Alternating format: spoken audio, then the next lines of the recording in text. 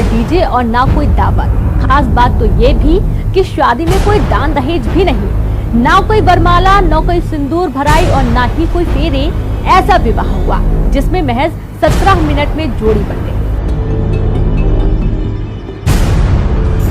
इस शादी में मेहमान तो हैं पर कोई दावत नहीं, न कोई ऐसे दस्तूर जो ज्यादातर शादियों में देखने को मिलते हैं।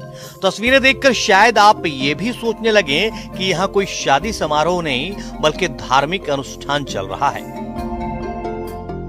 महज 17 मिनट की रमैनी में एक छोटे से मंच पर गुरु की चरण पादुकाएं रखकर दूल्हा दुल्हन एक दूसरे के आमने सामने हैं। सामने घराती और बाराती अपने अपने मोबाइल कैमरों से इन लम्हों को कैद कर रहे हैं।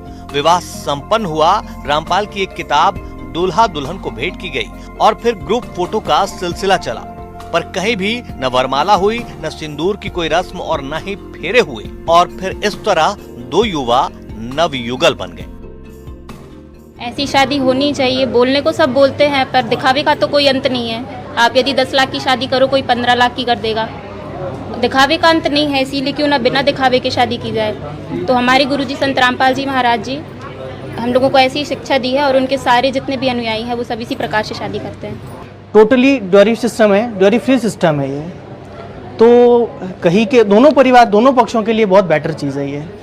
तो हमने ये इस मायने पर चलते हैं और ये मार्ग वो मार्ग है कि बिल्कुल डिफरेंट प्रेम है। कोई लोग इसमें कोई दिखावा नहीं है, कहने का मतलब कि ऐसे करो वैसे करो, कोई दिखावा नहीं है टोटली। दोनों ही परिवार खुद को कबीर पंथ को मानने वाले रामपाल के अनुयायी बता रहे हैं। कहा जा रहा है कि दहेज और जातिवाद से दूर इस पंथ में ये संस्कार होते हैं जिसमें कुरीतियों पर प्रहार किया जाता है।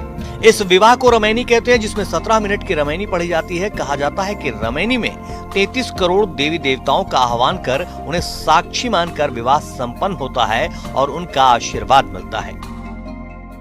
परमात्मा के विधान के तहत संत रामपाल जी महाराज का एक ही उद्देश्य है कि हमारा जो है दहेज मुक्त विवाह होना चाहिए और दहेज मुक्त विवाह के तहत ये आयोजन किया गया।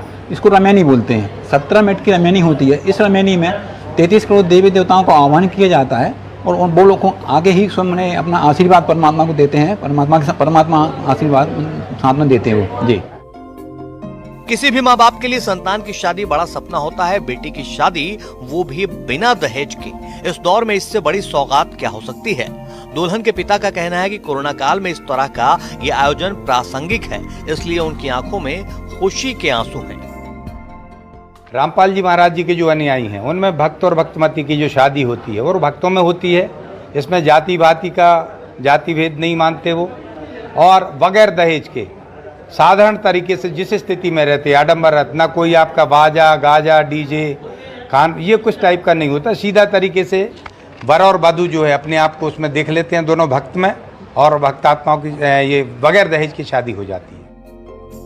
अनेकता में एकता देश की पहचान ही नहीं ताकत भी है। ऐसे ही कई पहलुओं के पंथ, धर्म, सभ्यता और संस्कार को समेटे है हमारा भारत, जहां सबको आजादी से गौरवपूर्ण जीवन जीने का अधिकार है। ये विवाह भी उसी परंपरा का एक उदाहरण है और मौजूदा वक्त में संदेशों से भरा विवाह संस्कार है।